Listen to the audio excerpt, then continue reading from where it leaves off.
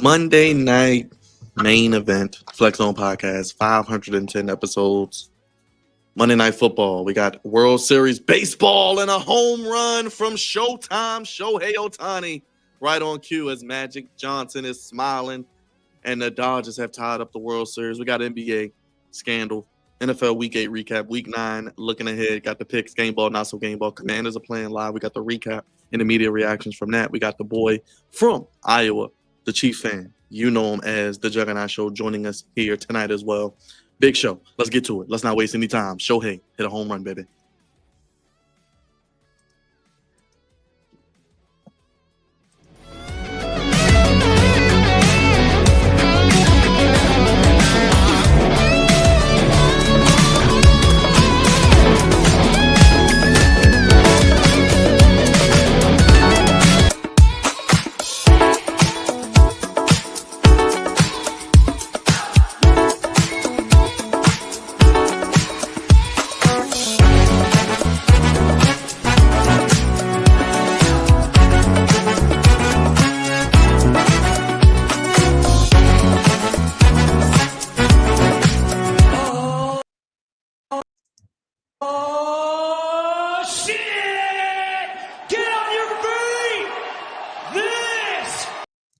That's right, baby. Live and in living color, as Shohei Ohtani continues to be maybe the best baseball player ever.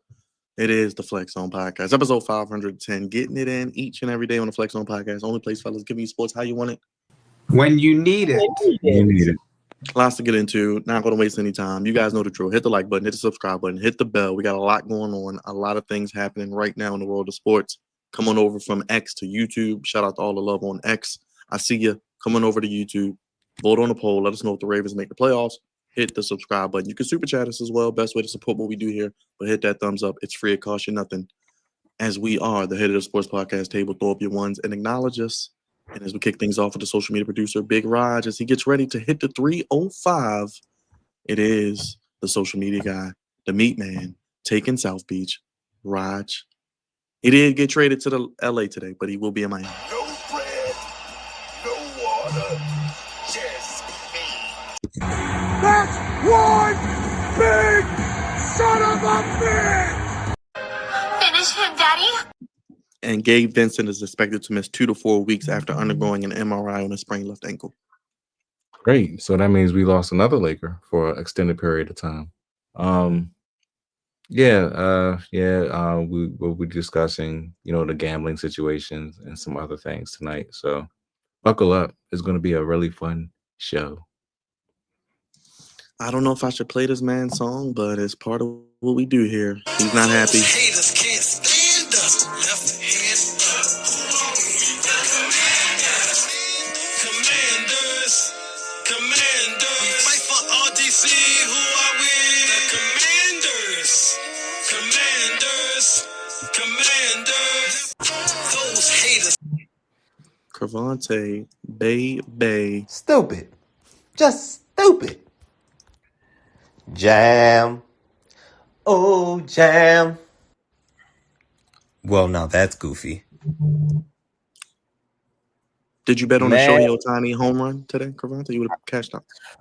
I keep I keep forgetting. There's so many sports. It's hard to keep up. Like you said earlier, it's crazy amount of sports to keep up with, and I'm trying to cover all of them, and I always miss something. And God, how do I forget that? It just bet on him to hit a home run in every game is pretty much automatic at this point. Two, my gosh. But yeah, it ain't too much to talk about with the game with the Commanders and the Chiefs. Pretty much what I thought was going to happen in the second half was going to happen the whole game, but it didn't. So, but ultimately, with the final score, you wouldn't be able to tell the difference. Last but not least, the OTC, the Tribal Chief Flex Zone Messiah, Savior Misbehavior, Pride of the East Side, Drizzy Dre, Mr. Homecoming. Acknowledge me. Make a Fatu, the Samoan werewolf. I love you solo. What's going on, America? It is October, and you see, I got the John Cena out here for breast cancer awareness. Yes, we love the boobies, right, Dre? Oh, you know it. Well, we also love gambling and making money, and there was a big scandal last week in the world of the NBA. Chauncey Billups dealing with the mob. We had the Gambino family. We had De Niro. We had Pacino. We had Hoffa. We had them all. We had the crime families. We had Terry Rozier potentially, ruining the integrity of the game. Damon Jones, a good friend with one LeBron James, part of the Clutch Sport team, as is Chauncey Billups, had on the Clutch Sports hoodie as he was being taken out of court. There are two different, obviously, entities. Chauncey Billups is rigging people of certain games with the Mafia. We got Terry Rozier potentially and Damon Jones giving insider information to LeBron James being injured. So many different moving parts, potentially over 30 to 35 people. We're hearing Kevin Garnett. We're hearing multiple other athletes could be connected. It gets deep. And Raj, I'll start with you, man. I know you aren't the biggest gambler, even though you do hang out in the casino. How you feel about this whole scandal, man? Is it just stupidity, like Charles Barkley said, man, or is it an addiction, greed? What is going on here with all this betting and money being stolen from people? No, I'm with Charles Barkley. People are stupid, man. You're making millions and millions of dollars, and it's ridiculous that you're going out there and you're just going to get arrested, be involved with mob ties, like this is a Drake song or something. I just don't understand it. I don't get it. What was it? The Gambini family, the Gambino family, or something like that. I mean, I haven't heard that name in like almost 30 years. This is not Goodfellas. This is not Casino. Okay, this is not The Godfather. I don't understand what is going on today with Chauncey Billups and Terry Rozier and others, because I'm pretty sure others will be named in this situation.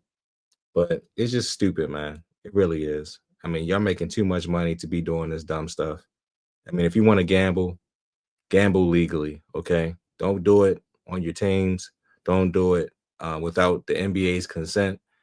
Just be honest with you, just don't do it. But if you got to do it, be safe doing it. But of course, they don't want to be safe doing it. They want to be goofy. They wanted to go underneath the table. And now it's going to cost Chauncey Billups his job, Terry Rozier his career, and Damon Jones, who knows what he knows. He might be out there snitching on a couple people. So we shall see, man. This is just the start of things. I'm pretty sure more big names is going to come out sooner rather than later. And this is just ridiculous, man. I really feel I ain't gonna say I feel bad because I don't, but Chauncey Billups, you gotta know better, bro. Mr. Big Shot, bro. I'm really more disappointed in him because he's like the older statesman of this. So it's just dumb. It's just dumb. That's all I got. And he just got paid, by the way, ladies and gentlemen. Just got an extension last year, Dre. We heard about Malik Beasley in the offseason. He's unsigned. Terry Rozier had to put his house up for collateral. As mentioned, Damon Jones, one of the good buddies with LeBron, was a coach with the Cavs. How you feel about this whole scandal, man? Like Rod said, I mean, honestly, it's a dumb decision on their part, but like Chris Bouchard said, the word that comes to mind to me is greed. You know, I mean, how much more money can you get? And then it's dumb decisions because you're involved in mafia ties. I was seeing how athletes can really get involved in all this stuff. I mean, a lot of, people have talked about Michael Jordan and what happened with him, and now they're tying it to today. And I think that the two entities are just completely different. I mean, you have this is actually not new news because a podcaster by the name of Matt Berkey, he had actually called this out a couple years prior. And then listening to Nick Wright as well, saying that who is a gambler, that you don't want to kind of get involved in these illegal type of games. Now, people play poker and stuff all the time. I mean, it's different. If we the fellas, we hanging out, we playing cards, but I mean, these guys are like some next level type of shit. When you talk about X-ray, tables and see-through glasses and people, dealing the cards. I mean, but like I said, these speculations have been out actually for years. It's just that now they're coming to light. I mean, and it is sad when you think about somebody like LeBron, who's close to Damon Jones, and he finds out info that LeBron isn't playing, so then he's trying to hook his boys up, and next thing you know, we get LeBron tied in on the back end when he has nothing to do with it. You hear about some of these other players who potentially are involved, and we don't know all the details yet, but it's just a sad and crazy situation that something we've known about for years. We've heard about these scandals in college football, college basketball, the pros, and now you hear about somebody like Terry, and then wondering why the NBA isn't coming after him, and the NBA is saying, well, we're not the federal government, so there's only so much that we can do. And now and it's just crazy to hear a player, but now you're hearing coaches involved and former players. This is some stuff that you see out of a movie. Though I would never think that this type of stuff would actually happen, but it's here. And the thing is, this may just this thing is sad because it's affected the NBA, and it looks at gambling in a completely different light, because now people who have information, it's like how we have in the wrestling world about we don't really want to like put information out there. The NBA is having the same sort of issue about putting information out there, but this time it's affecting gambling, because now you're doing, Karante, Byron, and a friend of ours, Ralph, who's been on the show. These affect how you do gambling ties, prop bets, and other ways to gamble. So it's just a whole mess that the NBA right now is going through, something that Major League Baseball has had issues with in the past. Now the NBA, and then remember the NBA also a few years ago with their referee, Donahue, I believe was the referee's name, who had issues. Now this is, like I said, something unreal that we didn't think that we would hear about. It's just sad. And then especially when you hear about somebody like a Chauncey Billups, a Hall of Famer, who is now an NBA coach, and you get involved with this type of foolishness. It's just a sad day for gamblers, but it's also a sad day for the NBA, because you don't know how you can finagle around these type of, trying to stay true to the game, but while at the same time being able to just be able to have fun, place bets safely without these illegal ties of mafia and whatnot. And the thing I don't like though we're highlighting the players, we're not really highlighting the mafia and who else is above. Because to me, this is just like surface level. But there's some players who are like here that we're not hearing about. I want to hear about everybody from A through Z. Who's everybody involved in this? I want to know. All right, Cravante, we know, we like to bet here and there and throw out some things we like to do. How do you feel about this whole scandal at this level? Play my sound, man. Stupid. Just stupid. Yep, that's the one. Well, now that's goofy. Raj hit on the head. This is dumb. This is stupid. Like, and I'm more disappointed because when you look at it, if we're ranking the three, well, the let me say the three most popular, because there's other guys where they're like tied in too, but the three big names is Terry Rozier, Damon Jones, and Chauncey Billups. If we were to rank them, Chauncey Billups is at the top. I think Terry Rozier is at the bottom, because Terry Rozier was kind of like, yo, put it on me because I'm not playing. Like, basically, I'm about to throw the game, and there's footage of him being goofy, throwing the ball away, turnovers.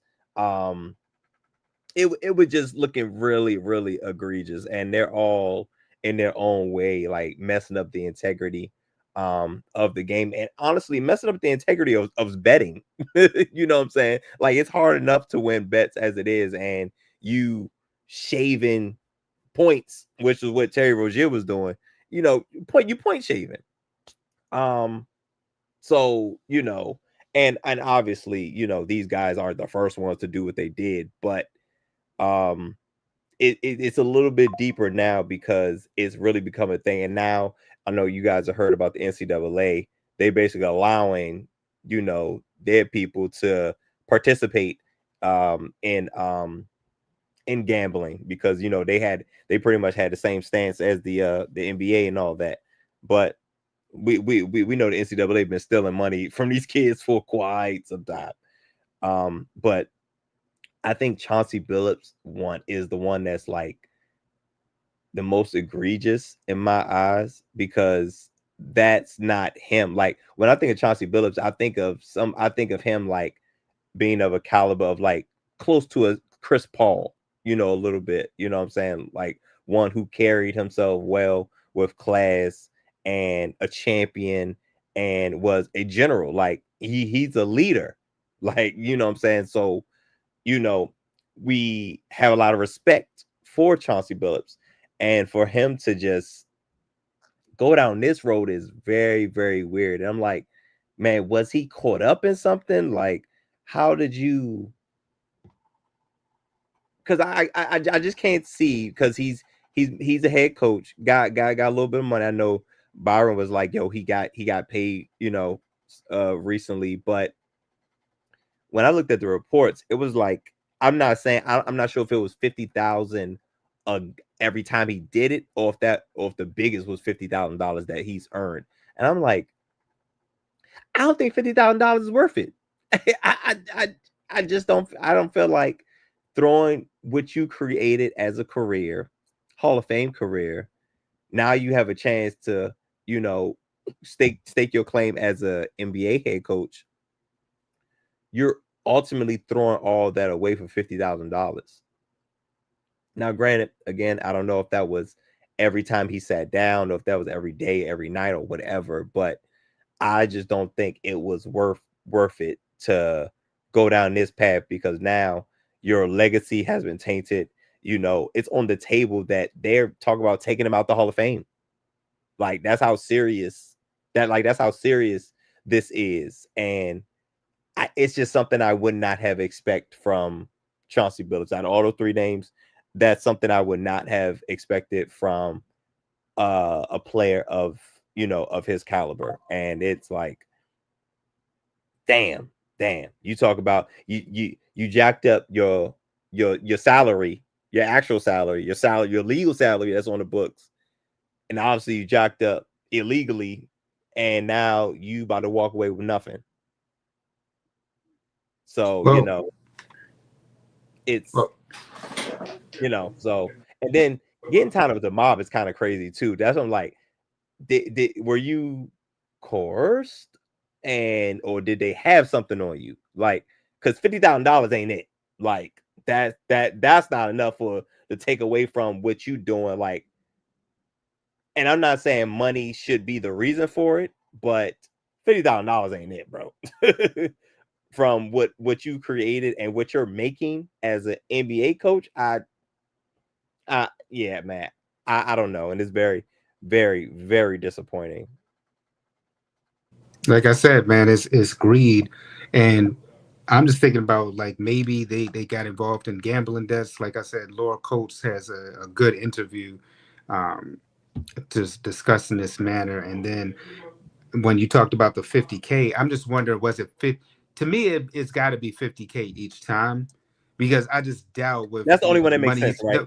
yeah, because the money he's made, plus he's a coach, so you're making millions upon millions of dollars as both a coach and a player. So it's got to be, to me, I'm just thinking about, it's got to be like 50K each time, because that stuff adds up. I mean, the and it's not to say that Wayne has gambling ties, but I'm just thinking about in the aspect of when Little Wayne had like with these colleges, and they get these artists to come for homecoming and stuff.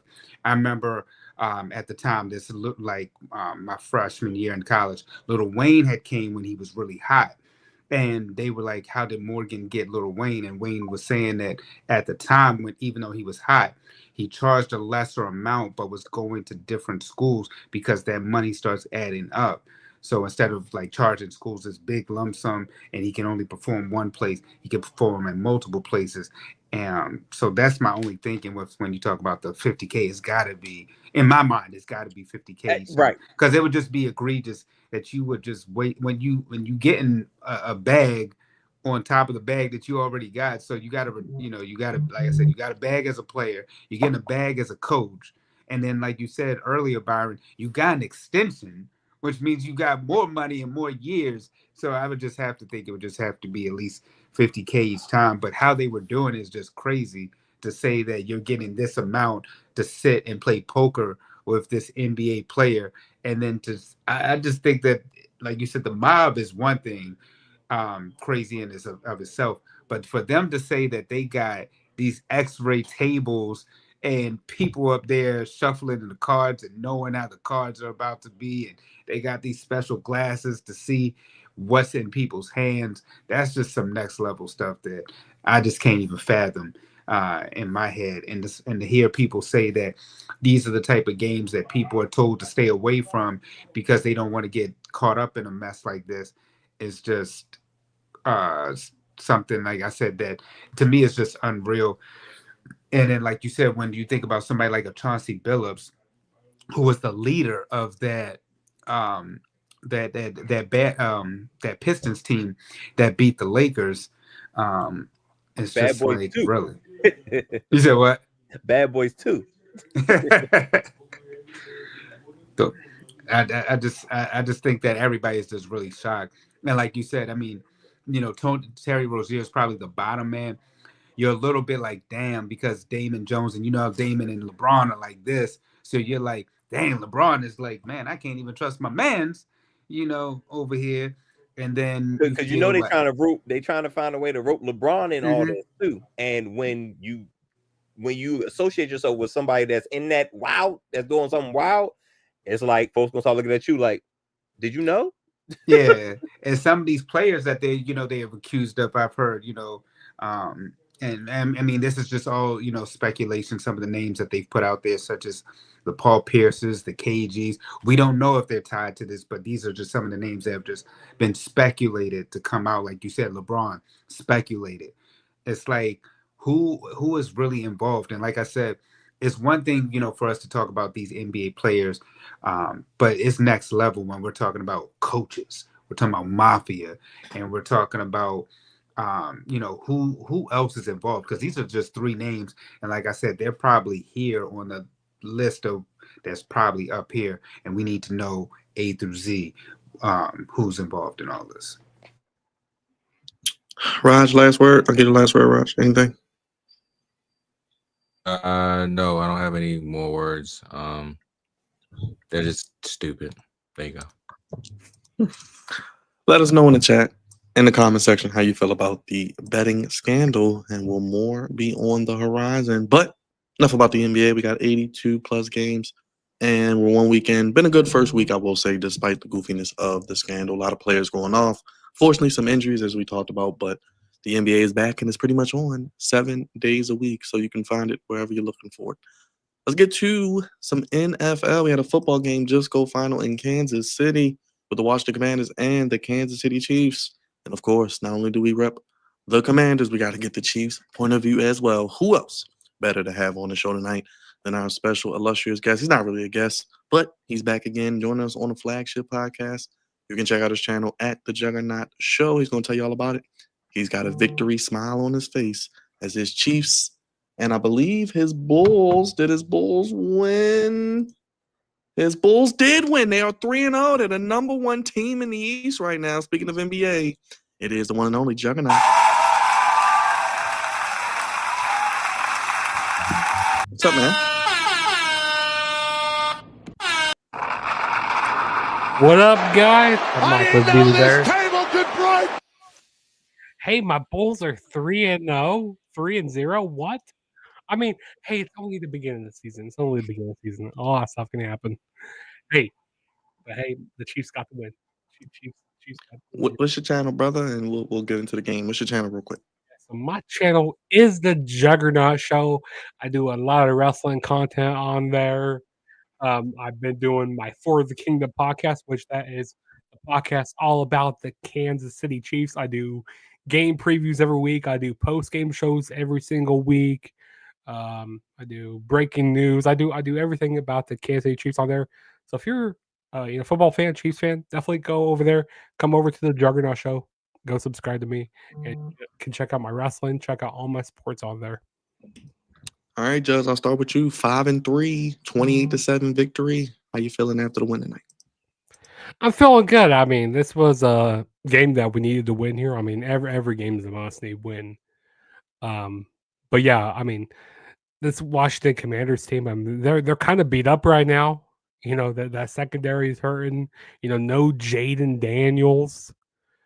I mean, it was a good victory for the Chiefs. I mean, that first quarter was kind of slow. The first half was slow, but I mean, we picked it up there in the second half. Cravante, you want to hop in, man? What's your initial thoughts as Judge joins us? You kind of expected this, and like I said, the second half was kind of what you predicted in our preview. Yeah, man. This is what I expected. I didn't expect it to be as close as it was in the first half. Because I'm just picturing what they did to the Raiders, and I'm like, that's happening. Like, that's about to happen. We're on the road, like you said, we're beat up, no JD5. The bright spot was that we did get Deebo Samuels and Terry McLaurin back, and Terry McLaurin had some tough catches in this game, but we don't have all the horses, and the defense is a little long in the tooth, and by a little long, I mean a lot.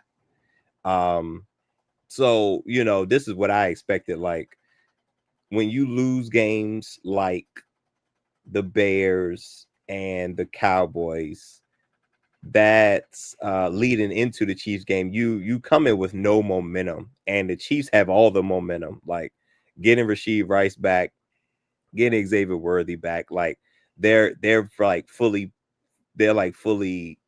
all going forward. Offensively, they're stacked. Offensively, and they have all their guys, and now they're slowly getting to the swing of things. So now it's like, oh, here come the Chiefs again, and we already know that the defense is under Spags top notch as well. So now, unfortunately, now it's like, oh man, the first 2 weeks is like, oh man, the Chiefs don't look this, the Chiefs don't look good, the Chiefs don't this, the Chiefs don't that, and they weathered the storm, and now they got all their guys back. Now it's like, oh man, yeah, I forgot the Chiefs are still the Chiefs. You know what I'm saying? Andy Reid, Patrick Mahomes, they're gonna find a way to weather the storm and figure it out. And this was absolutely a game that they were supposed to win, and they handled business. Now, I believe they have the Bills next, if I'm not mistaken. Yep, the Bills next week. So that's gonna be a big matchup. It's always a big matchup between Josh Allen, Patrick Mahomes, but the Chiefs, it look like the Chiefs and the Colts are the best teams in the AFC, which is crazy to say out loud. Dre, you want to hop in there real quick? Well, we got the Broncos as well, 6-2, Cravante, and I believe the Chargers are 5-3 also, but the Broncos are 6-2 right now. I ain't talking about record. I'm talking about best team. Oh, right. I was just saying, ever since you slid Bo Nix, just what is it, like 8 touchdowns, no interceptions since you slid him? Just saying.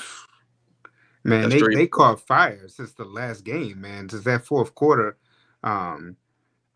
their last game was I forgot who the Broncos' last game was against, but matter of fact, I'll see it right now. The Broncos' last game, they faced the Giants. They faced the Giants. Since they had that comeback against the Giants, and then they beat. They just been on a tear, man. I mean, they ripped Dallas a new one, man. But we were talking offline, me and Cravante, just saying how it feels like what Jaden is going through is the same thing that CJ's been going through with the Texans, where they get the quarterback, but they just can't get the other pieces around him right.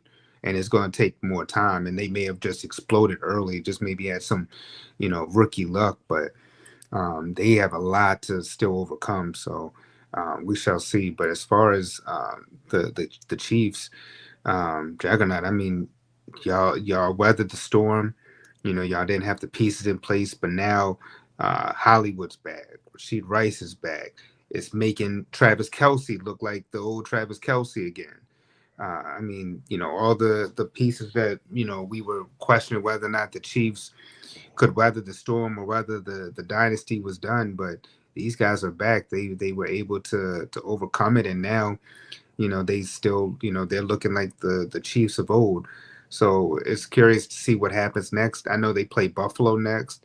It's at Buffalo. Yeah, they should beat Buffalo. I mean, Buffalo's been, up and down. But then again, it's like during the regular season, y'all may lose to them, but y'all win when it matters most in the playoffs. So we shall see. But I mean, if that's the case, the Chiefs would have handled business against both the Ravens and the Bills, who are supposed to be taking that next level.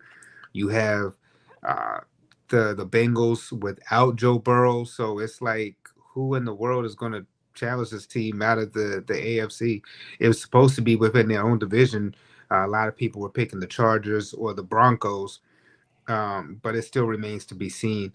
We're not even including the Raiders. The Raiders, they're beneath everybody. Yeah, they just blow it up. But like I said, it just remains to be seen. But this team seems like they were able to get past the bad part of their season, and now they just seem like the cream of the crop is per usual, making us upset because we're like, geez, what team can take that hump, get over this team? And we just really don't know. The Ravens have taken a slide. The Bills have just been so up and down this year. And those were the two favorite teams to take them out. And like I said, if those aren't the teams, I don't know who is, because even the Chargers and the Broncos still don't seem ready within their division to overtake the Chiefs right now. Go ahead and get in there real quick, Raj. I'm not surprised at this game. We already knew Jaden Daniels was not playing. Knew the Commanders were banged up going into this game as well. More injuries after today's game. Terry McLaurin, Larry Tunsil, he's out. Jaden Daniels might be back next week. He might not be. It's just they just had the injury bug, bro. I mean, as a Ravens fan, we know what this is. We've pretty much seen it the entire season as well. This could be a down year for the Commanders. That schedule was hard as hell. They peaked a little too soon last year. So having that, I guess that advanced climb that usually players have, and now they're having the steep fallout in year two. I mean, it happens. CJ Stroud went through it as well. I mean, they'll bounce back eventually, but they got to get their defense together. That defense has got to get. They have to figure it out. And that offensive line, they got to get that together as well. Because if you don't have your starting quarterback, I mean, chances of you winning football games is slim to none. So they're gonna have to figure that part out as well. And Jaden Daniels, he might have to get in the gym, bro. He gonna have to get in the gym. You got to get some more meat on them bones or something, because I mean, I get you, I get it. Every quarterback's gonna take hits. You know what I'm saying? But some of those hits, I'm like, eh. So I mean, he's gonna have to get in the gym. It's just a lot of things that they need to do if they want to be a championship team. I mean, they caught a lot of people off guard last year, like I said before. This year, people were ready for them. They were ready for Jaden Daniels and his talent.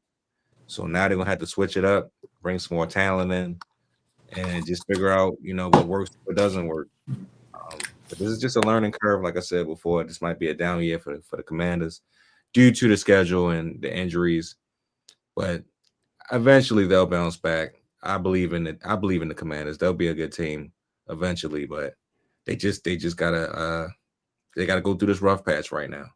So it is what it is. We already know about the Chiefs. They're still the Chiefs. They're still great. They still know how to win games. Patrick Mahomes is a killer as far as a quarterback is concerned, and Travis Kelce, the old veteran that he is. This team just knows how to win. And when you have guys like that on your squad, chances of you winning football games is always high. So it is what it is. They caught the Commanders at the right time, and now they get to go against the Bills next week without Ed Oliver and some of their pieces as well. I mean, who knows, man? Maybe the Chiefs might win, maybe they might not, because we already know that Josh Allen shows up in the regular season against the Chiefs. He just doesn't show up in the playoffs against them. So we'll see what happens next week with those two teams. But like I said about the Commanders this week, they just gonna have to figure out, what works and what doesn't work, and they got to get healthy. And then once the off season comes, shore up that offensive line as best as you can, and get some more pieces on defense so that you can make a bigger run than you did last year for next year.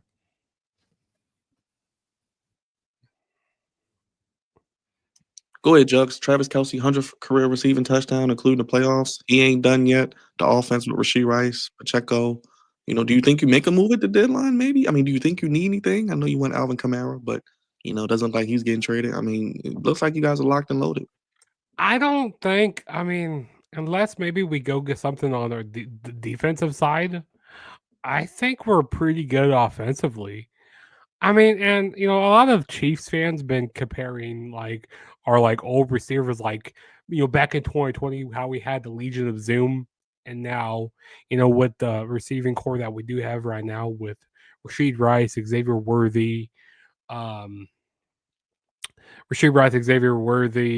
trying, and then we also have Tyquan Thornton. He didn't do too much. He didn't do much in this game tonight. And our young receiving group right now they're really quick and stuff still, so that's a good thing. And Travis Kelce, he's still making big plays when he needs to. Yeah, because it's kind of taking the focus off of Travis Kelce, so that's a really good thing. But I don't think we need anything. I think we're doing fine right now. And of course, Patrick Mahomes, he could still run out. He could still scramble and use his legs. I still don't like that he's, leading our rushing. He's leading that still. I still like Isaiah Pacheco and Kareem Hunt to get more use out of them. But Kareem Hunt, He had a couple touchdowns tonight, which that was nice. That was nice. He's still running hard. He still looks like he's getting it back together. So that's nice. But I don't think the Chiefs need much. What's going to be the key to get a win on Sunday in Buffalo? We know those fans are going to be going through tables and acting crazy. Our defense is really going to have to step up. Like we can't be making mistakes. Like we can't be turning the ball over, because I think it's whoever makes a mistake, and I feel like it's kind of the same way when it comes to Chiefs and Ravens. Whoever makes that one mistake in the game, like that's the team that's going to be losing. The team that makes that mistake. So we're gonna have to be on our A game there in Buffalo.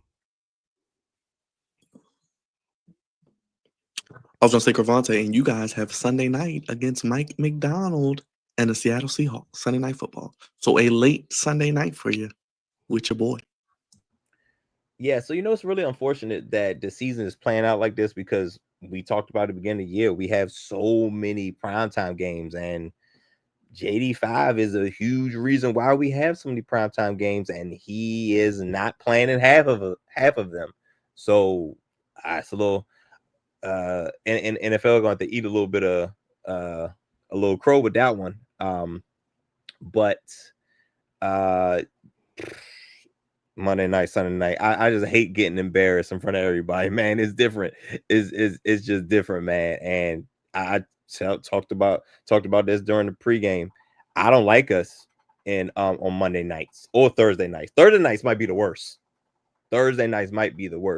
But I don't like Monday nights. I'm not a fan of the primetime games when we are in our rough patch, when we're banged up, and the reason why we are in all these games is he's on the sidelines.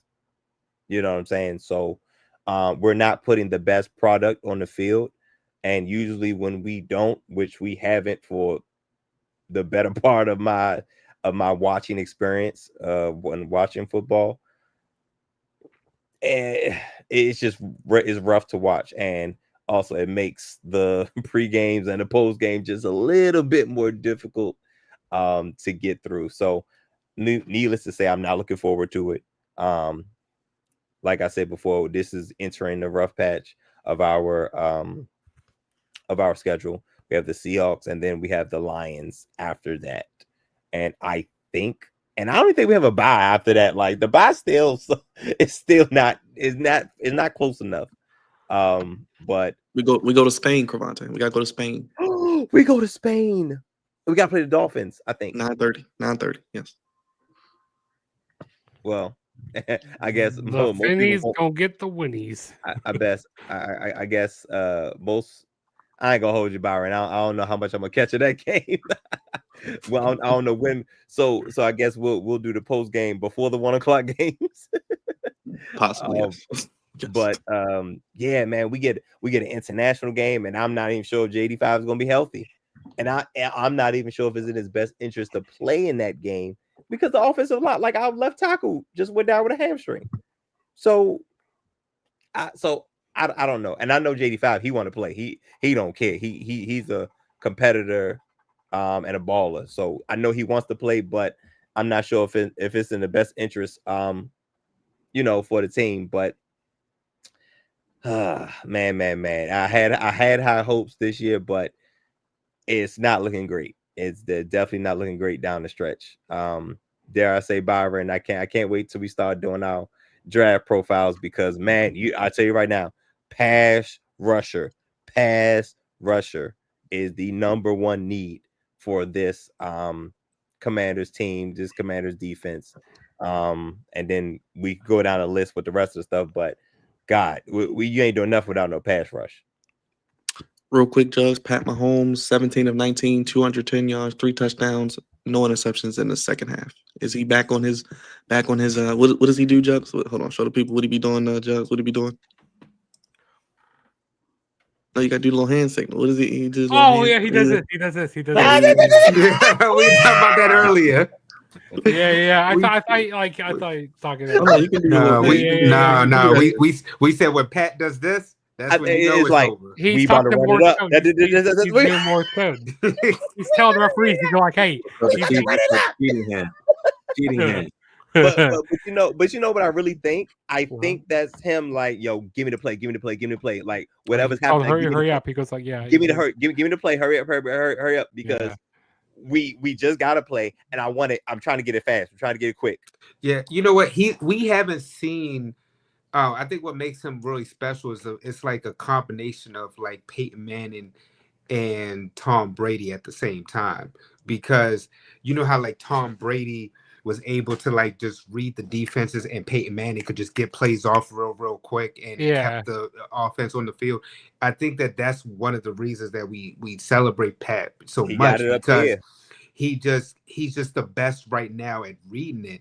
And Brady said that. Brady was like, you know, what really made him special was that he was just able to really be able to know what the defense was giving him before they was able to give him the play before they even got the play off. So I think that's why Pat is just really special. And think about it, the only 2 times he's really lost in the Super Bowl has been when his offensive line has struggled against the Eagles, and then it was against the Tampa Bay Buccaneers. But yeah, and think about it, you're right. Then even dating back to when they lost against Tom Brady in the AFC Championship game. I mean, he's just the man is just special. Like I said, and you know he starts flowing when he does. Am I getting it right? Am I getting it right, Doug? It happened fast too. It happened fast, real fast. So, but also along with all of that, he has athleticism too. Yeah, he can. You know what I'm saying? Like Peyton Manning and Tom Brady combined don't have the athleticism of what Patrick Mahomes has. So he has all of that, and he's able to dissect and still escape. I mean, I don't like that he's been scrambling so much, because I like him to save that more for the playoffs. Because like, it's just like wearing him out right now. But I mean, as these past few weeks, he has been regressing with how much he has been scrambling. He hasn't been the leading rusher. Like this week, it was Isaiah Pacheco, because he had 58 rushing yards, which was really good. And Kareem Hunt had 40 rushing yards. So Patrick Mahomes has been regressing with how much he's been, scrambling and rushing the ball. So that's been a really good thing. But yeah, I just worry about him when he's scrambling around, because I just don't want anything bad. I don't want him to get injured, because that would be the end of our season. That would be the end for the NFL. The NFL would be hurt. Damn. But I think Patrick Mahomes was running out of necessity because all his horses wasn't there. But now that he's fully loaded, he really don't have to run as much. Oh wow. That is a little bit of tea. Okay, all right. Yeah, I was gonna say real quick that sports equinox. So there you go. Jugs, let me ask you this then. How do you think that Pat has such continuity with his receivers? I mean, he's able to throw like no-look passes, or sometimes able to just get a pass off and just know that his receivers are just going to be there better than any NFL quarterback right now. That's something I always try to figure out. Like, 'cause I don't know how he knows where his receivers are going to be at that point, or like how they're just like that trust between him and his receivers. Like they just have this bond between them. It's just something else, like something that I never seen before. Because do you see any other quarterbacks in the NFL doing no-look passes or doing these sidearm throws? Like I don't see anybody else doing that except for Patrick Mahomes. Yeah. And then maybe that's where he gets, that baseball side of him, because, he was a baseball player in college and stuff. Absolutely. So I feel like, because he could have been in the MLB if he wanted to be. He could have been making a whole bunch of money in MLB, but he chose to do football. So I don't know, maybe he gets it like from his baseball side. But like, yeah, he just builds these bonds with these players. Like he has so much trust with them. And like he just sets it up at at that point. He goes like, "Hey, you need to be right here at this point. I'm going to throw that no-look pass," and those receivers get there. But yeah, there's so much trust between them. All right, guys, let us get to the Ravens. Let's go up north. Dre, I'll start with you because we didn't get your recap yesterday from the post game, but they beat the Bears 30-16. Still alive, brother. Staying alive. Yeah, staying alive, but barely. And crazy. We talk about, the Ravens finally getting a win after a 4-game skid. But it might have been some home cooking because being at home, Caleb Williams, I don't know what in the world is Caleb Williams, man. We talk about, some players, man, who be up and down, but this brother, man, I mean, it's like, did the Bears really, make all that of them a mistake with choosing him? I mean, because we talk about Justin Fields within this system, but I see Cravante giving it the thumbs down. Caleb Williams, I mean, look, the brothers from the DMV area, and we just are like, yo, what in the world, man, are you doing? You have some of these good games, and I think watching Colin Cowherd today on the Herd broke this down real good when he was saying how Caleb's opening drives, he said, is like best in the NFL. After that, I mean, the numbers, the completion percentage, they just start dwindling, and you're wondering, like, is it because he's on script in the first on the first opening drive and in that first quarter, or is it because after that he just kind of has to figure out what to do, and he's still not processing like how to read the defenses. Yesterday, that interception that he threw to basically give the Ravens right back in their goal line. It was like, what in the world were you doing? Caleb is saying that the the safety undercut the receiver, and then the head coach is looking at it from a different perspective of like, well, I don't think Caleb should have thrown that ball. So it's interesting how it is going to be moving forward because Ben Johnson coming from a Jared Goff who played a certain style, and you're seeing him coach Caleb who plays kind of more of a free ball style. So it's just, how's this thing going to be moving forward? Of course, I'm happy that the Ravens, we got the victory. I don't know why we didn't play Tyler Huntley before, and we was giving all this praise about putting in Cooper Rush. I just didn't understand it. If it didn't work one game, they went back to the well the second game. I'm like, dog, we don't got time to be losing any games, especially the fact that we had lost that Texans game, and then it's like, no, we can't afford to lose anything, and yet here we go. So I'm like I said, I'm happy that we were able to get that victory, but at this point in time, we really can't afford any more losses at this rate. Yeah, it was the Houston game when it was like we just got annihilated. Then we took on the Rams, which was a closer game. I mean, then that may have been a game we may have been able to win because the score was a lot closer. But like I said, I just didn't understand from jump why we didn't put in Huntley, who's been in the system and who's been able to give you like similar to what Lamar was giving you.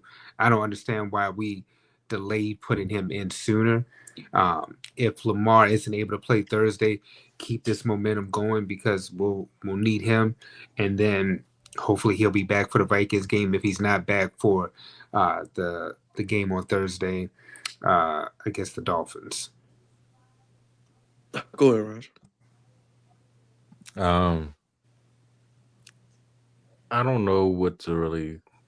I mean, I already said what I needed to say yesterday in yesterday's post game show. I'll say this. I think Jackson does play Thursday.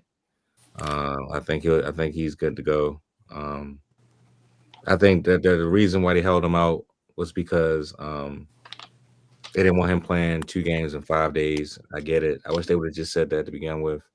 They didn't have to. And they might be in some trouble, Raj, too, because of how they did the injury report. I know, and I was about to get to that.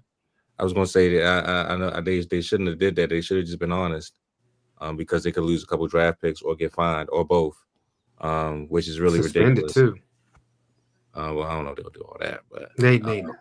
They're not doing all that. But yeah, they might lose a draft pick. They might get suspended. I mean, not suspended. They might get fined really heavily, but Yeah, it was the whole thing was just stupid. Like I said before, they should a Harbaugh should have just been honest from jump. And I don't get why he does the stupidest things, but it is what it is. I got told like I told Byron yesterday, if they would have lost yesterday's game, I was gonna go nuclear on everybody, including Lamar. Okay, I was gonna go nuclear. They was all gonna get this work because they've been goofy the entire week. You hype up the fans, you know what I'm saying, and he didn't play, and I'm like, the hell, what was that all about? So it worked out in the end. It worked out in the end. Tyler Huntley showed that he can still be a serviceable backup, and he looked a whole lot better this time around in Baltimore for a 1 game sample size. So it's great that we got the victory. It's just 1 game. I'm not saying that we're back or anything like that. You know, like Chris Broussard is saying right now, but I'm taking it 1 game at a time. I will be in Miami to see this game against the Dolphins. Hey, I definitely want to see Lamar play well. I want to see this defense continue to play well. They played well against the Rams and the Bears, so we shall see if they're going to continue to keep stepping their game up because they definitely going to be needed. But Chicago, I mean, a lot of people are like Stephen A. Smith. He was down on them today. He was getting on the organization as a whole because they got teams like Green Bay in their division, and who else is? I think the Lions is in their division. Lions in Minnesota. And so yeah, so that division is stacked, and they always seem to be the odd team out. So I get it, I understand it, but yet this is Caleb Williams' 2nd year in the league. He's growing like Jaden Daniels is. It's gonna be some rough patches, you know what I'm saying, up and down, but you know they're gonna get themselves together. They're gonna find a way. They're gonna figure it out as time goes on. But the Ravens definitely needed this win. They got the victory. They look good doing it. I hope they continue the momentum on Thursday. Please don't let no more distractions come into the locker room because I'm glad that Todd Monken said what he said. You know what I'm saying? F those guys. Whoever said that foolishness about me, because I mean it is ridiculous, man. Why you got 2 reports of anonymous players coming out talking shit about you? That should not never happen in a Baltimore locker room. If you got something to say it to that man's face. So whoever that was talking that foolishness about Todd, shame on you. But hopefully we continue to keep winning. We can throw all this crap underneath the bus.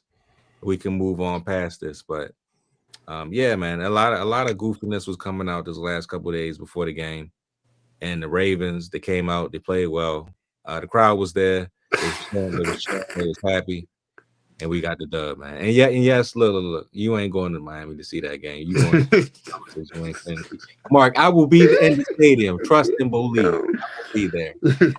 How you gonna say it? You better send a picture on the group chat. You better send a picture on the group chat. Go ahead and play it, Byron. Go ahead and play. You know you want to play it.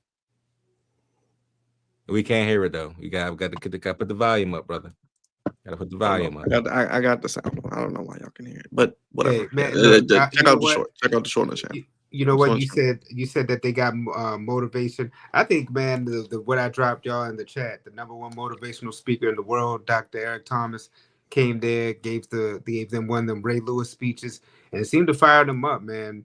I would definitely tell people check out ET's latest video because it was one of ET's best videos, man. It was one of them Ray Lewis videos, the motivational speeches, and it apparently got the team fired up because they played like the old Baltimore Ravens.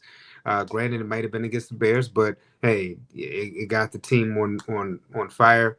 And it's still a winnable division. We're only 1 game back from the Pittsburgh Steelers right now. And while their schedule gets harder, ours gets easier. So you don't know. Who knows what'll happen within these next couple of weeks? It'll be very interesting. Ravens set to face. Oh, Carson Wentz with his he's out for the year. Surgery. Yeah, that's another thing too. Like what in the world is going on with Minnesota? Because right now you don't have a good backup.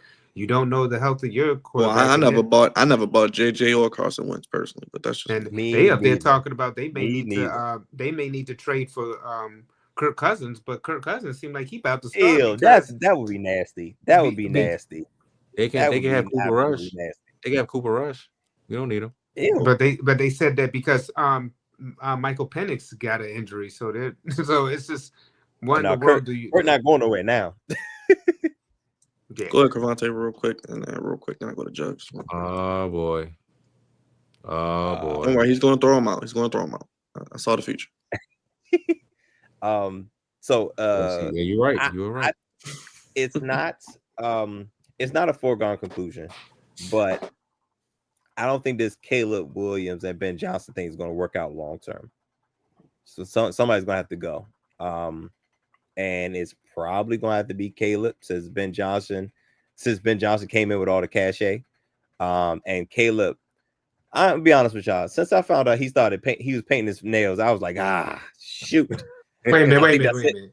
What? Before you even go. This is now. When did you find that part out? I gotta know that.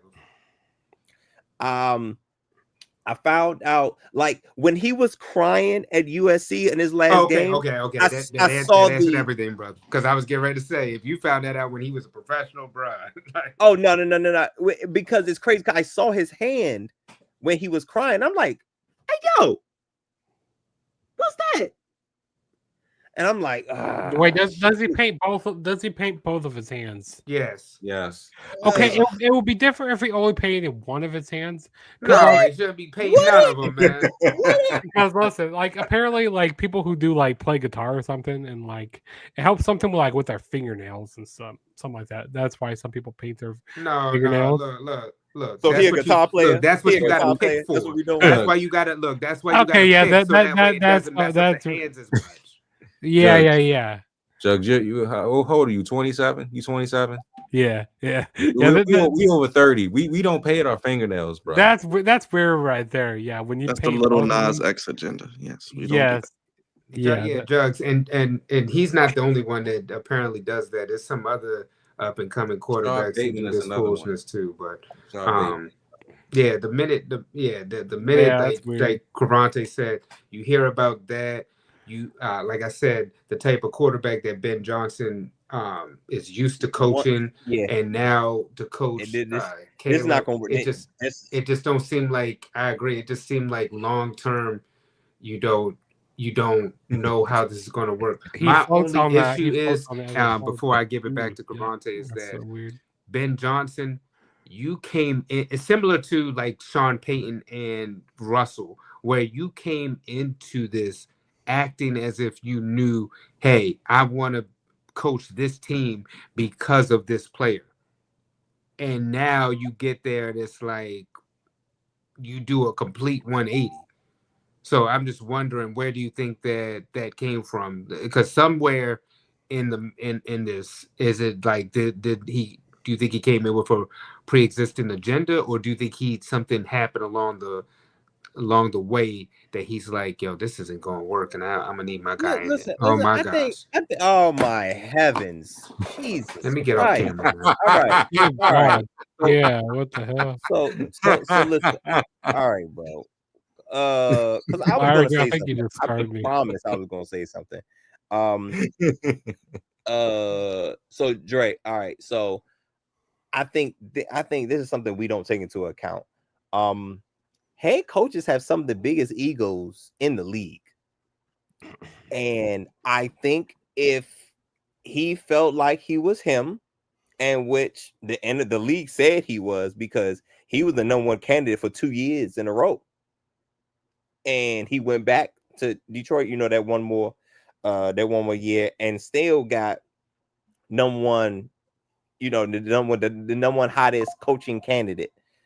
I think he went into the situation, was like, yo, he has a lot of potential. I am about to make him that. But the problem is, it's hard to break a backyard quarterback out of that habit. It's really hard, because remember when he was back at USC, it was all on him, man. He had Addison, that 1 year, but Caleb Williams had to make it happen. But in a Ben Johnson offense, you don't have to make it happen. It's about timing and rhythm. And nobody's ever sat down with Caleb and taught him that.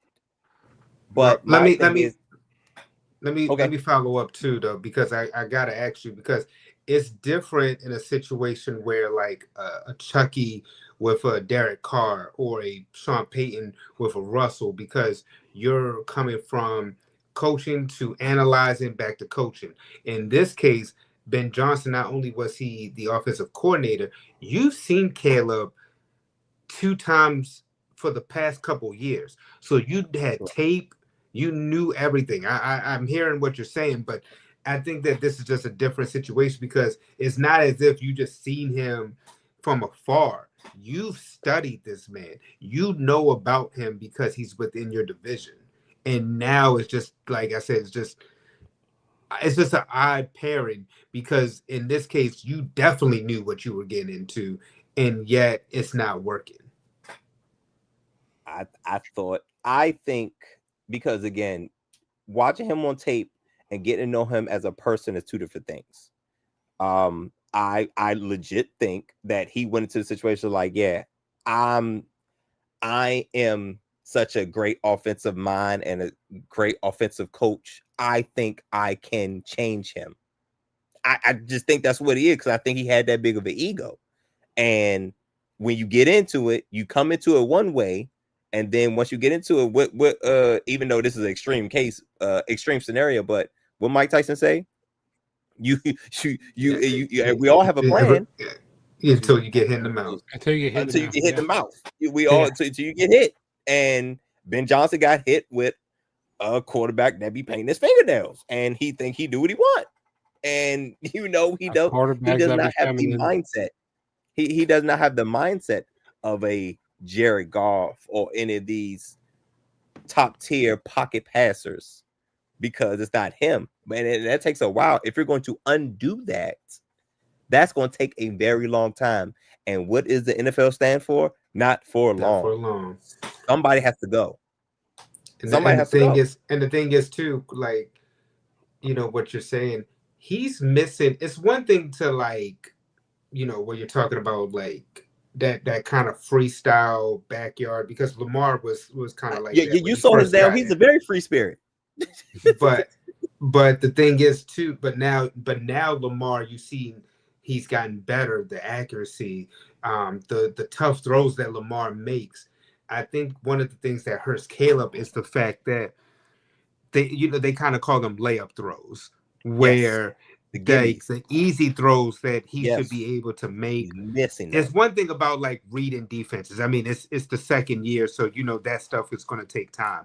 But when you're missing easy throws that you have the arm talent to make, that's concerning. And that's when I was talking about what Colin was saying about how Caleb is in that first opening drive, where he's just like one of the top quarterbacks opening drive, but afterwards it's concerning.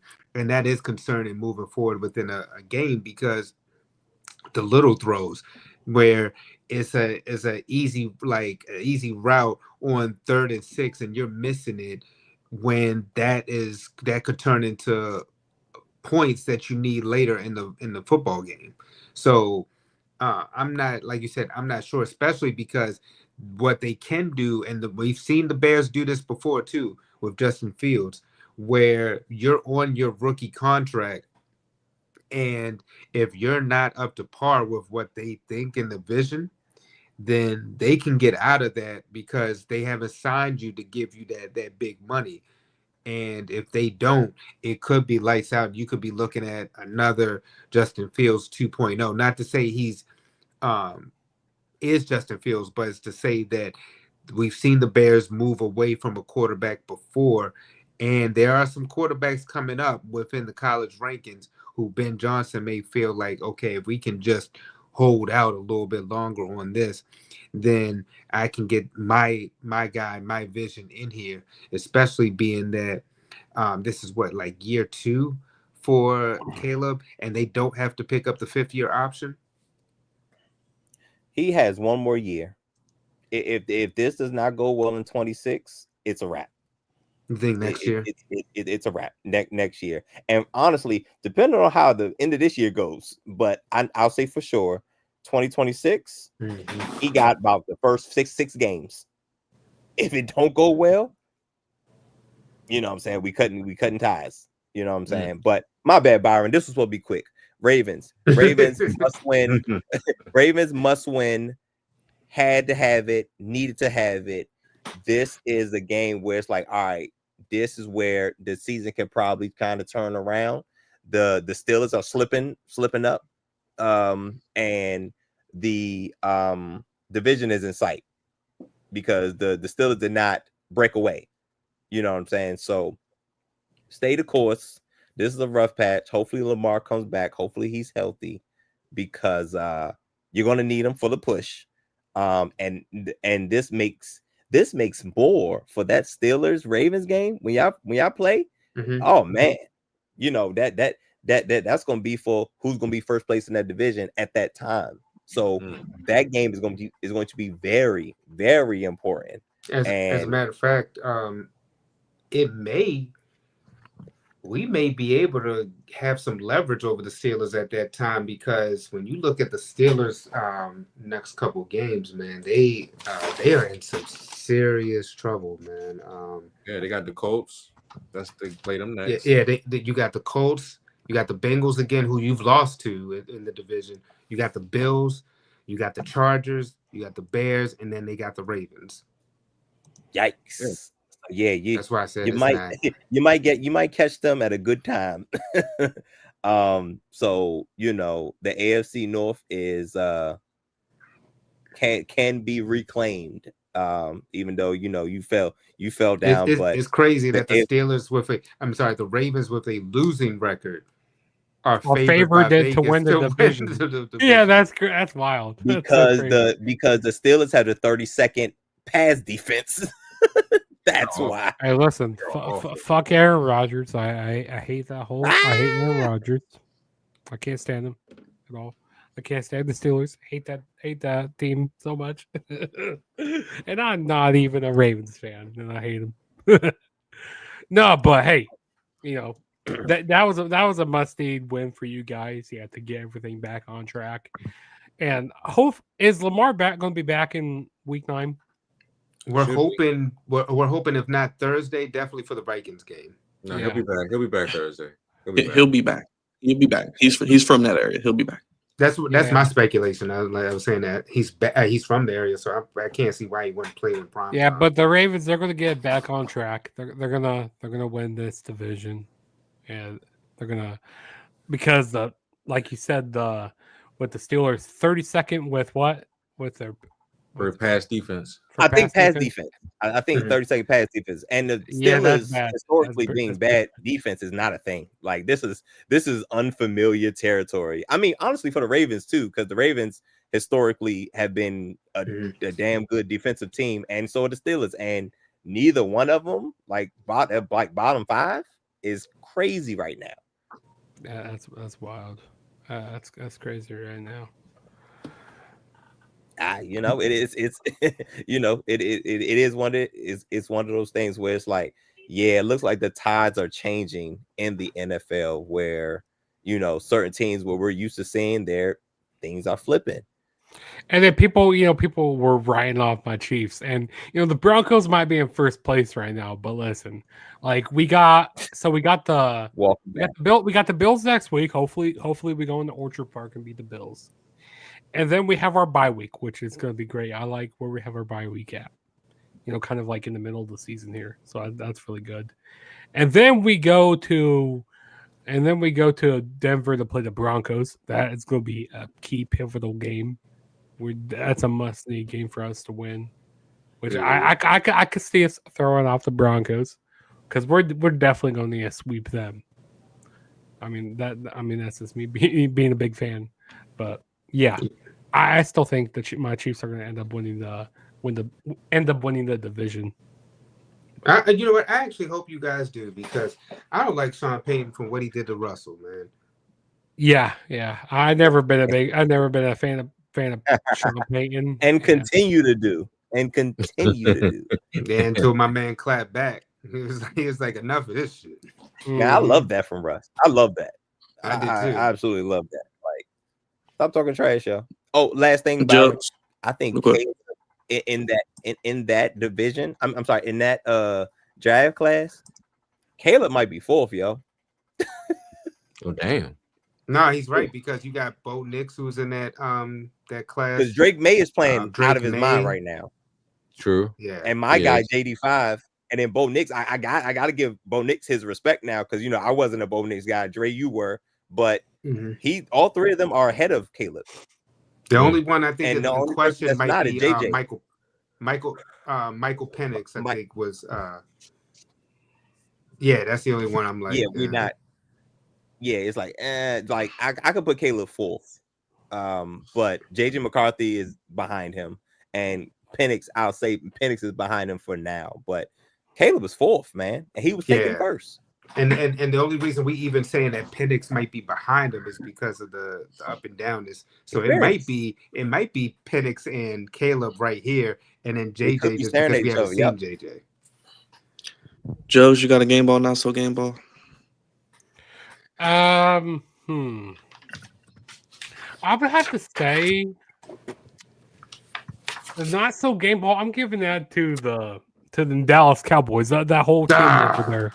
I'm giving it to all of them over there. Dak and them, like and Jerry and them over there. Yeah, that's not so game ball over there.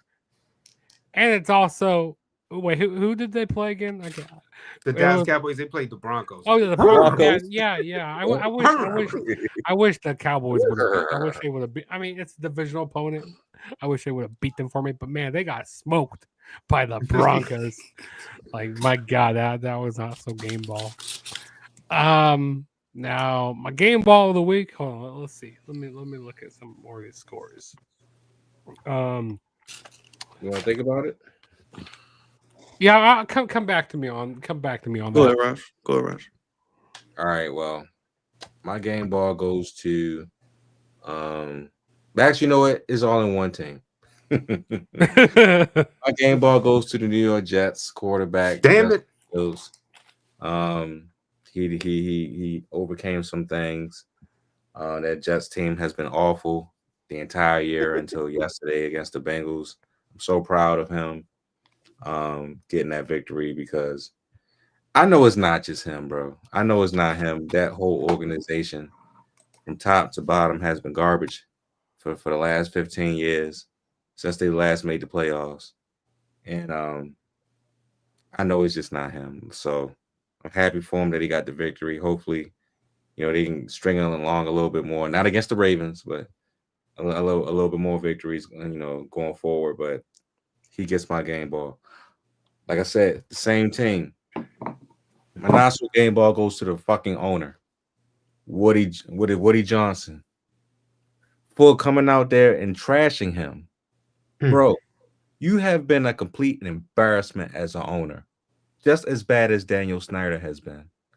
For you to even say the things that you said out your mouth is ridiculous.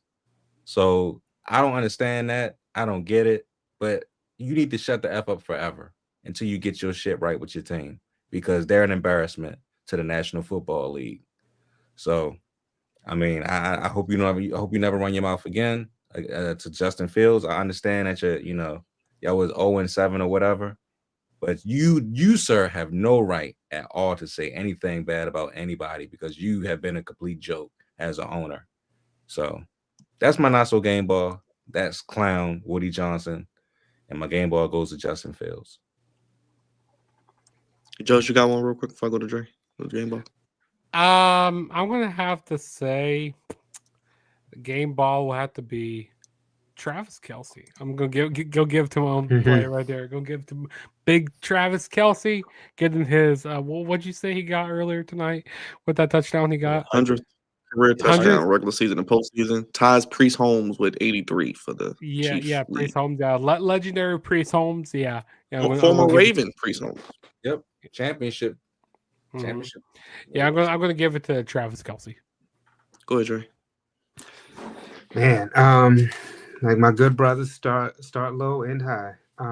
I'm gonna have to give my not so game ball to the Minnesota Vikings. They may be looking at a mistake, being that you drafted JJ McCarthy. You only had him for 2 games. He's missed 22 of the 24 games that have been played within the 2-year span. I mean, come on, man.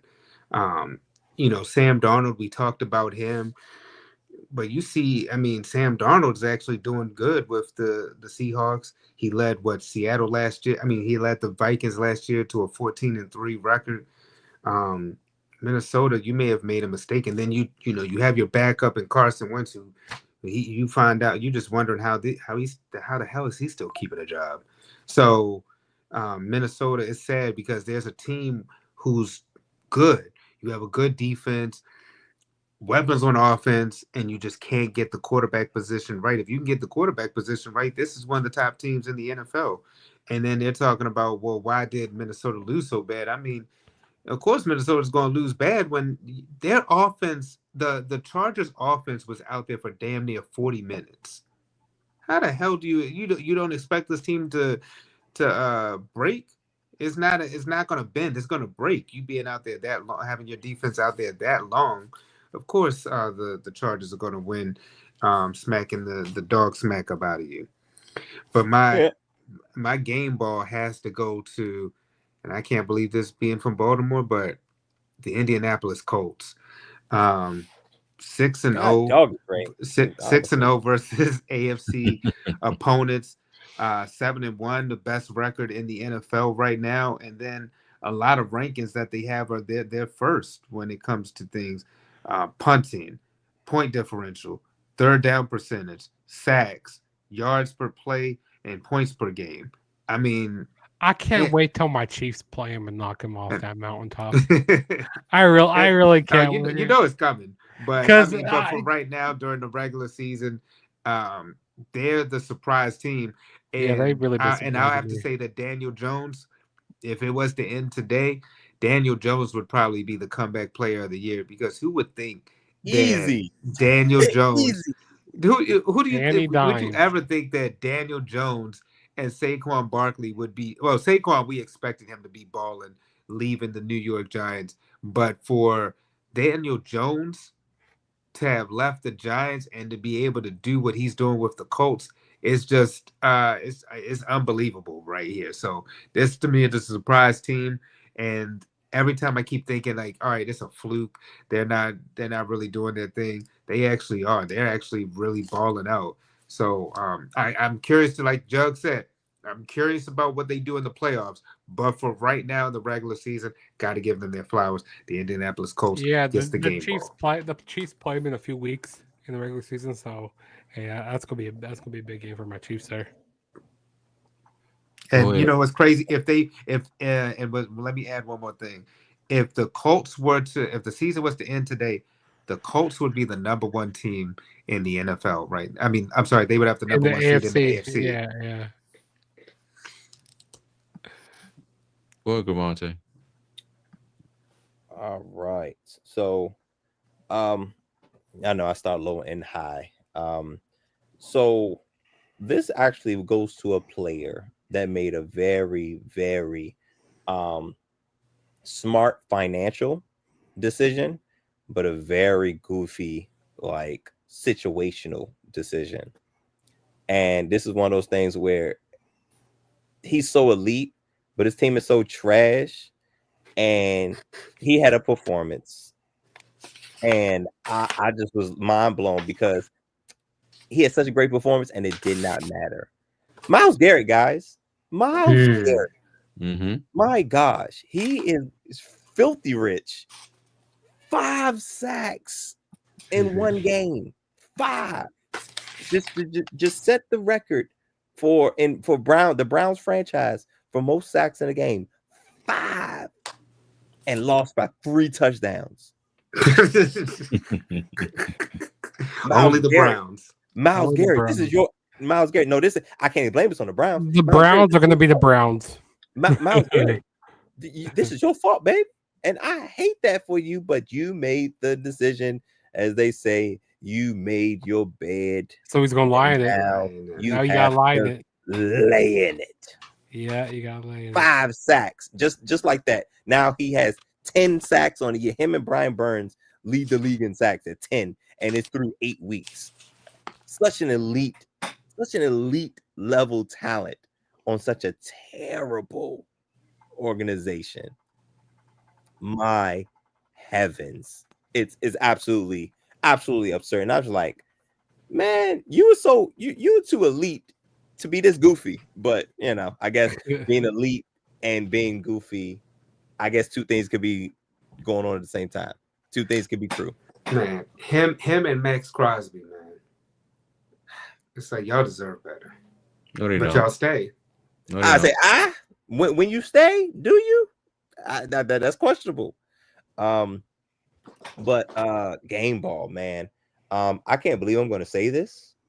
I didn't think they would sniff any of the game, any of the positives of this year as far as the game balls are concerned. But god damn it, the Miami Dolphins walked up into hot Atlanta and stuck foots. What was it? BT belts to ass. They put belts to ass against Belts to asses, boots to asses, yeah, they got it all. Whoop that ass. Belts. They took their belts off. They took their boots off, and just kept hitting the Falcons with it. And the Falcons They took their cleats off. They took everything off. Could do nothing. And I was so disappointed because I'm like, yo, Kirk Cousins should not be that far of a drop off for Michael Penix for y'all to get whooped on like that from a Dolphins team that has been underachieving the entire year. But they looked good for once. Tua looked good for once. And I'm gonna keep saying it for once because this will probably be the one and only time they get a game ball from me. Oh, we know this is it. Also, and I'm mad that you took. I almost made it through everybody, but Dre had to say something about the Colts. But specifically, Mark said something. It's Jonathan Taylor. If the season was in right now, I think Jonathan Taylor is the MVP. I ain't gonna hold you. He's been amazing. Yeah, he has been absurd right now. He leads the league in rushing touchdowns right now, and I believe he's second in yards. I believe James Cook is actually last I checked was leading the league in yards, but Jonathan Taylor has looked absolutely amazing, and I think he's the front runner for MVP. Let's run through these picks real quick. Dre, I don't know if you got the standings, but we can run through the picks real quick. This past week with the standings, I've won at 9-3. Unc, you could have had it, but you changed your pick with that Ravens pick, so you did 8-4. Karate was also 8-4, and Byron, you were 6-6. Right, overall, Unc is still standing at 79-32. And then everybody else is like a game or two back. Byron 73-38, Karate 72-39, and then me at 70-41. So I have a question because I didn't know. I only saw it because Raj did it. Are we saying when we switch picks? Because since we have the little thing on the app, I just switched the pick and whatever happens. I did. We just did. This is just for the purposes of the show, but we do it the ESPN way too for the people. I did it both ways because I know I'm going to mine's going to be skewed a little bit because I switched a couple of things too, but if you switch it for the people, I mean, look, I just go by what we do on Mondays. Fair enough. Okay, fair enough. Unless you text me, if that's the case, Monday is cut. Is my Monday the cutoff, or are we saying when we switch picks? I'm texting me Sunday, and then was like, because Lamar wasn't playing, so I said, fuck it. He told us Saturday that he wasn't playing, so I said, He was like, He really said, look, guys, I ain't gonna make it tomorrow. I was like, oh, I can't stick with the Ravens then. He said, I guess I ain't gonna make it. Yeah, That's what he told us. He told us that. I guess I ain't gonna make it either. Ravens No, Dolphins Thursday. I think everybody picking the Ravens on this one, man. Yeah, I'm going with the Ravens. Yeah, I'm going Bears Bengals. Oh snap! Yep. I'm gonna go with the Bears. I'm going with the Bengals. Bengals right here. Jesus I'm Christ. gonna go with the Bengals. I think. Ugh. Yeah, I go with the Bengals. I'm gonna pick the Bears. Vikings Lions. I think we all pick. I think we all pick the Lions. Yeah, Lions. Uncle, you choosing? We all picking the Wait a Lions. minute, what pick are we on? Because I picked the Ravens and you said the Bears. I know you're picking Flacco. I know you're picking Flacco. I know you're picking Bengals. Flacco. I'm You picking love Bengals. Flacco. Yes, you love Flacco. I know you're picking the Lions and you're picking the Packers. We all can agree on Yes, that. I'm picking the Lions and I'm And picking. we're all picking the Chargers. And we're all picking the Chargers over the Yes, Titans. we're picking the yeah, Chargers. We're picking the Yes. Patriots over the Falcons. Yeah, we're Yeah, picking And we're picking the Patriots. 49ers over the Giants. Yeah, we're picking San Francisco. No, picking No, the he's Giants. right because we're gonna pick the Colts over the Steelers. Oh, I'm definitely picking the Colts. The Giants 49ers, man. I guess you 49ers by conflicted? default, but Scatter Boo Boo is not there no more. Scatter Boo Boo is not there anymore. Jesus Christ. Yeah. Yeah. All right. He lives But with they're Lee both Neighbors. wildly hurt. This is true. You are I don't correct. know.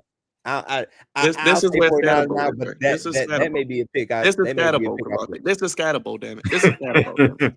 Yeah, his season's over. Ooh, them all right. damn That's dirty birds. Scatterbo. Come on. Them damn You sure you dirty want to pick the birds. Giants? Anybody? You want to pick the Giants? No, I'm not picking them. I'm sorry. I'm not No, picking them. okay. No. All right. I just had to warn.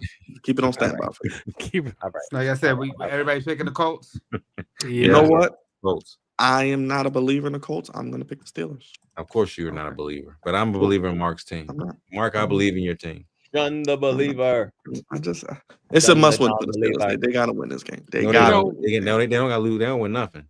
I'm putting Anyway. the Broncos on the upset alert right here to the Texans. I'm picking the Texans. I'm picking the Texans. I'm putting them on the upset alert. I'm going picking with the Texans. I'm going with Everybody's the kissing their ass. Bo I Nix am ass. kissing their ass. I'm Texans picking defense Denver. is really good. I'm going with the Texans. I'm going with the Texans as well. Man, I'm going with the Broncos. And Patrick Surtain out for Right. multiple weeks, by the Right way. with Denver. The I'm defensive with player Sean of the year. Payton and them boys. Whoa. What? What Yes, you do? Pat Surtain out for multiple weeks. Shoulder He's out injury. for multiple weeks. Shoulder yeah. Is Nico Collins coming back? I don't know. Probably. I don't know. Probably. Puerto Rico, Nico. Probably. Puerto So, wait a minute, Rico. does that change your pick? You picking the Texans as well, Karata? I think I'm gonna go with the Texans. CJ Stroud had a really good game yesterday, by the way. That Denver defense, man, I think that they gonna do some things. Texans got a hell of a defense too.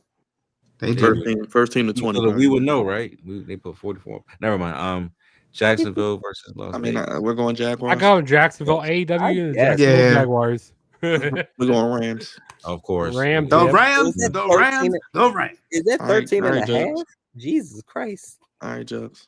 I'm going with Buffalo. Chiefs, Bills. You going Buffalo? I'm going Buffalo too because they I'm always. going Buffalo. You know, the Chiefs usually always lose this one in the regular season, and then we always get them in the postseason. But I mean, if we lose here, this hurts our chances of even more trying to get to the postseason. No, it don't. Actually, No, it no. don't. You'll figure it out. You always. It hurts your chance of getting number one seed. That's what No, it does. we're not getting number one seed. We are definitely not getting number one seed this year. I don't think the Bills can stop y'all. I'm going Chiefs. Me too. I don't know at this point. I don't actually. The Ed Bills Oliver they've out kind of been too? been going- up I'm and going- down. Yeah, I'm gonna have to go with my Chiefs. Yeah, Give me the Chiefs. yeah, You going with the Chiefs? Okay. yeah. Karate, who you going with? I'm the Chiefs. Give me They the got all Chiefs. their So, horses. so Uncle's They the got only all their one horses. choosing the Bills. I'm rolling with Buffalo. Okay. Seahawks Buffalo. Commanders for now, Ew. Seattle. I'm going with Yeah. Seattle. and Arizona and Dallas. Oh yeah, Cowboys. Ew. Cowboys. Cowboys.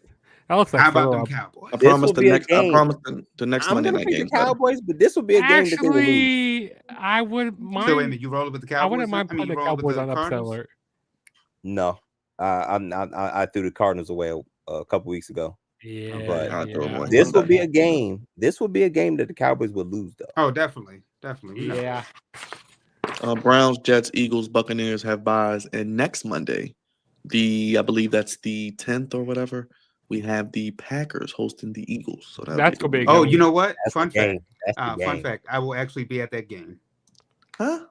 You one. going to Green Bay? I'm going to Green Bay.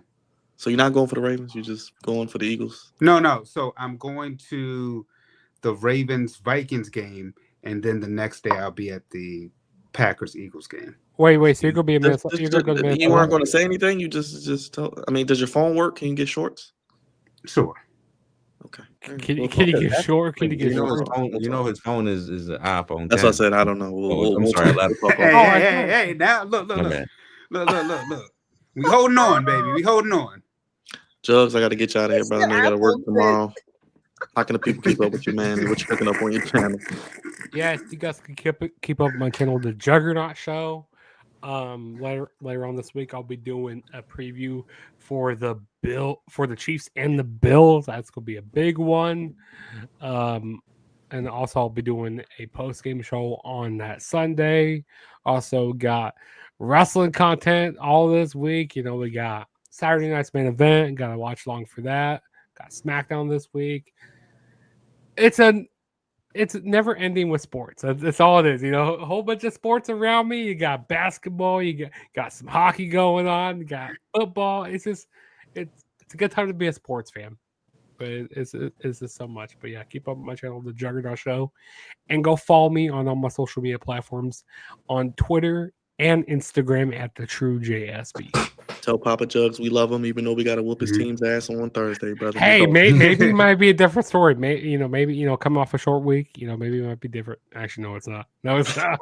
Appreciate you, Jugs, man. We'll do it again soon, man. Hey, Jugs, man. Appreciate you, brother. Always love being on here, guys. Likewise, brother. Love having you, man. Make sure you go check out Jug's channel at The Juggernaut Show. He's got great content for you. One more time for Juggernaut, ladies and gentlemen. Appreciate you, Jug. All right, Cavante, you ready to get goofy as we are in the top of the 12th in the World Series. Still going on. I was just about to say, the game is still going on. That's crazy. That means it's a good World Series, man. Nah, man. Yeah, man. Game 3 is crazy. And it's a pivotal game, too. Yes, sir. But yeah. We get into it. I mean, y'all already know. Y'all already know what the topic is. Let's call to the bullpen. Get goofy real quick. Gosh, something wrong here.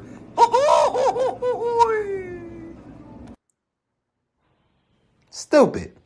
Just stupid. Jam. Oh, jam. Well, now that's goofy. Man. It's another Monday, guys. Welcome to Goofies of the Week, sponsored by the Flex Zone. Appreciate you guys for giving me a little bit of time to let me tell the good people what I thought was goofy this week. We deal with all levels of goofiness, the highs, the lows, the in-betweens, the entertainment world, the politics world, just a little bit. And of course, the sporting world. NFL is in full swing. Basketball is back. Hockey is underway, and baseball is coming to a close. But basketball starting is where I'll start. Basketball has really started off with a bang and a bang and another bang. A bang on the table with some cards and cell phones, and it's a lot of gambling going on. So for those of y'all that's been under a rock, the gambling world has exploded, absolutely exploded. There has been 3 names, 3 well-known names that's been tied to this. That's been tied to a bunch of different gambling issues. A couple of them are connected. Now, they're all connected because it's gambling, but they're not directly connected. So we were talking a little bit earlier. So the big 3, ain't this crazy, Byron? The big 3, like this basketball, is Terry Rozier, Damon Jones, and of course Chauncey Billups. So pretty much what's going on is Terry Rozier was point shaving. And he got caught up being goofy because there's footage of him playing terrible basketball, and there was I think it was like 6.5 or 7.5. He was telling all his folks to take the under for his game, and it was absolutely terrible. One of the interesting things that I found out about, the sporting world, the sports gambling world, is that when a lot of money comes in on something that is not the norm, it actually puts up a red flag, which I did not know. So when you see all of a sudden hundreds upon hundreds upon hundreds of thousands of dollars go in on Terry Rozier's under, like, I can't imagine that a lot of money is in on Terry Rozier in any way, shape, or form. So if you have hundreds of $1,000s on his under, it's a red flag. Something's going on. So found out that they investigated him and found out that he was point shaving, essentially. Damon Jones is next. He was accused of, it's funny because Byron Dio, they made it sound like insider trading, which is, I guess, essentially in the gambling world, that's kind of what he did. For those of y'all that don't know, Damon Jones is pretty close to LeBron James, and obviously when you're playing with or on the coaching staff of a LeBron James led team, you obviously, as a team, you would know when he's not going to play. And so he told his folks when LeBron James, look at it. Oh, my bad. Oh, give it the ball. Watch this. Oh, what was that? What was that, Terry? Just turnover after turnover. They should have took his over on turnovers. That's what they should have did. Look. Boy, what are you doing? Trying to make sure he don't get that 6.5. That's what he was trying to do. Look. One more. There's more. Floater. Goes on for like 30 more seconds, but you can keep going. But I just wanted to pull it up for the people. Context. Boy. Oh my gosh. He looked. They gave it back to him to shoot. We could do better than that. Like, bro, it's damn near obvious. Like, what are you doing? So that was Terry Rozier. Unfortunately, there's no highlights of Damon Jones doing what he was doing, but pretty much essentially, he got word, obviously, being around a team when LeBron James is not going to play. So we all know that there are point spreads, like they call it the early look aheads. Like as soon as a week ends, like week 8 just ended. Week 8 just ended. So week 9's point spreads are up right now. This is the early look ahead. This is before practices and the injury report and all that comes out. Because we all know once the injury report comes out, if a key name is on there, the point spread is going to move. So what Damon Jones was doing, he was giving his folks a heads up, telling them to bet on the opposing team because LeBron is not going to play and get the good number before it flips. So yeah, that's what he was doing. And his was kind of goofy too, because anything surrounding LeBron James is going to raise eyebrows and stuff like that. Cause like, why all this money come in on the Milwaukee Bucks to beat the Lakers and LeBron James hasn't been ruled out yet? Weird. Wages placed unders and props. Yeah, yep. Terry Rozier left the game early. And then Byron also, he finished the season with a injury. I said, oh, okay. But the most egregious of them all was Mr. Big Shot, Chauncey Billups, NBA champion. Leaders of the Bad Boy Pistons Act 2. Point guard, the floor general for them. Well respected, great career, Hall of Fame career. Head coach for the Portland Trailblazers. Again, a lot of respect to him. Just even that championship against the Lakers, like leading the Pistons over the Lakers in that championship where they didn't have, I don't think they had any all-stars on that team. And, that was a great feat for the city of Detroit, and Detroit basketball in general. And Chauncey Billups definitely led the charge. Made a lot of big shots throughout his career. Thus the name Mr. Big Shot. He was caught up in a poker. So his wasn't really it was sports gambling, but it wasn't basketball. It wasn't necessarily what Damon Jones and Terry Rozier was doing. His was more so like hands-on playing cards, playing poker specifically. Somehow, some way, Chauncey Billups got caught up with the mob. He got caught up with the folks. He got it with them, the real movers and shakers in the big cities. And got caught up with them pretty much. And Chauncey Billups is already, he's a poker player. So they somehow, some way got him to, hey, sit down, play a couple games here and there, lose some, win some, you know what I'm saying? And we'll break you off some money. So, and the mob essentially was using Chauncey Billups as the face, like, hey, come play poker with your favorite Detroit Pistons or your favorite point guard or your favorite Hall of Fame NBA player or favorite or coach, whatever. Chauncey Billups is here. Come sit down and play cards with him, which obviously brings in more money, more revenue, more eyes.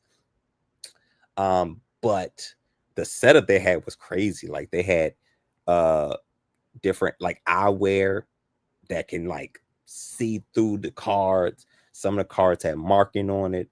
The table had x-rays, so you really could, everything was see-through pretty much. Like what they had going was absolutely crazy.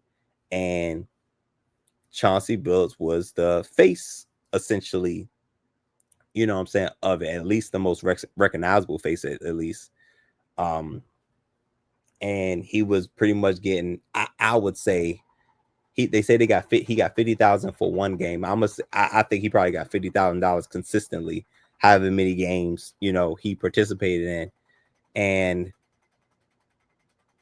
it's just so unfortunate because you would never think that it was 35 names. 35? What is going on? Oh man, hey, listen, man. Talk about dropping dimes, huh, Byron? He was singing like Chris Brown over there. Oh man, he's a caged bird. That's new information, but obviously, Chauncey Billups is not about that life. He's like, oh no, I didn't expect none of this y'all got going on. Whatever the lowest amount of time I could get, give me that. How many names you need? Man, look at them. So, but obviously, and betting, we've been going back and forth about betting sports and sports books for quite some time now. And now that it's legal, it leaves the door open for things like this to happen. But also with it being legal, obviously the sports books, the various of them, is so many to choose from. It's going to raise suspicion because they monitor. Oh my gosh, look at this mess. They monitor, they're able to monitor things more closely than you probably normally would. And you would get caught up with things like that. But now this poker thing, they took this to a whole another level. It's like they had their own personal casino.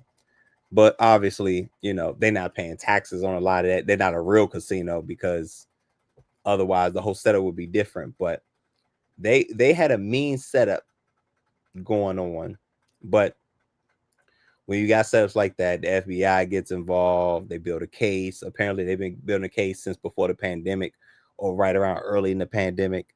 So, you know, it's only a matter of time for the FBI get enough of a case to present. And they got enough. And it just so happens that Chauncey Billups is the point person for that. And obviously, this is a huge hit to his legacy, which makes this the goofiest part is that Chauncey Billups is going to be looked at differently for the rest of his life. With this, his coaching career is all but probably over. His Hall of Fame career is in jeopardy because they're talking about that it's a possibility that they may take him out the Hall of Fame. And everything he's worked for, all the accolades he has, championships, Hall of Fame resume, Hall of Fame career is all about to be tainted horribly, absolutely horribly. Because one thing they don't like is when you mess up the integrity of whatever league or association you're a part of. And Chauncey Billups has unfortunately done that. So I don't know when the next time we're going to hear from Chauncey, but according to the NBA and all this negative press, it'll probably be too soon. Unfortunately, he probably won't be able to be associated with any basketball moving forward, which is very unfortunate because I know he still has a love for the game and a passion for the game. But I just don't think it was worth it for him to get in bed with folks like that because the cons very much outweigh the pros. And I hate that he fell into a trap like that. But those are my goofies of the week, you know, Damon Jones, Terry Rozier, and Chauncey Billups. But the most of them, Chauncey Billups. Y'all know my line. There's a thin line between goofy and great, and these brothers are all on the wrong end of it. Got to do better. Oh, gosh, something wrong here. Thank you for that, Cravante. Episode 511 next week. Drizzy Dre. How you feeling? I'm feeling good. Hopefully, you know, I'll continue to feel good. Depends on how the Ravens do on Thursday. Executive producer, one half of the Founding Fathers, Drizzy Dre, the OTC, Flex on Messiah, the Commander Lawyer, Captain of the Goofy Ship, senior producer, one half of the Founding Fathers with Drizzy Dre. What's going on, Voice of Reason? Sunday night game this week. Oh man, so what? So you guys play on Thursday? Mm-hmm. Yeah, So my Thursday is occupied this week. Bro, I don't even know what day. It's too much going on this week. I just thinking about it makes my head hurt. Probably Friday morning, probably again, if possible. I gotta say on spooky day. Yeah, Halloween. Yeah. Halloween Okay. Halloween morning. Okay, fair enough. I mean, the vibes are going to be similar to this past one, so I mean, it is what it is, man.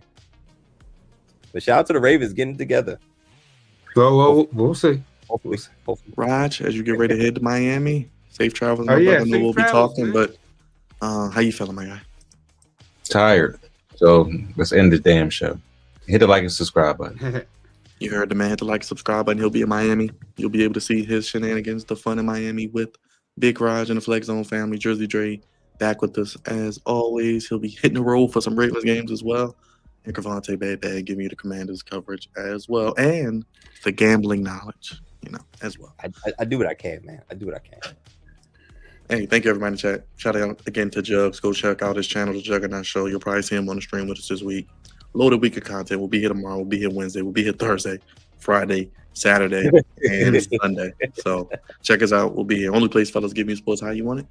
When you need it. Thank you everybody in the chat. You're watching on next. Come on over to YouTube. Subscribe. Hit the like button. Vote on the poll.